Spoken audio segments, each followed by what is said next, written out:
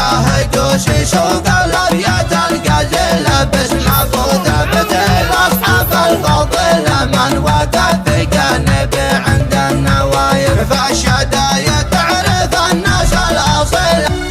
هذا الشيء له مهداه ومقدمه من ابو ثابت علي يحيى الدوشي الى صديقه الغالي ابو سلمان قبران علي مداوي التليدي وولده سلمان قبران علي مداوي التليدي.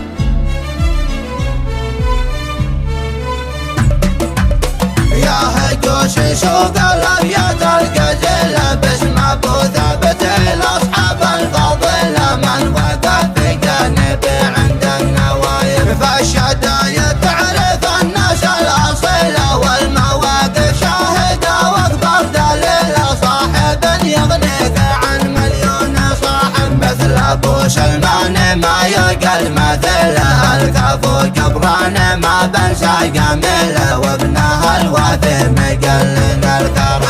فزعته يعدل بها فزعة قبل شد أزري عند الأيام الفاخرة الوافي يوم الوفا بالناس غايب محزما للي زمانه الدحل عزوة اللي ساهر من الضيق للدرع من ظن غدا في الوقت خايب شدني في ساعته مومي ثقيله مد لي مفتاح موتر قال شيله شخص وقفته تداوي جرح له احترامه تاج في راسي اشيله ادري الابيات في حقه قليله ما لقيت الشرح والوصف المناسب التالي بالقمايل الفاضي كل له تحياتي عدد من الحميله والصلاه على النبي دم الكواكب يا هجوش سوق الابيات الغزل باسم ابو ثابت الاصحاب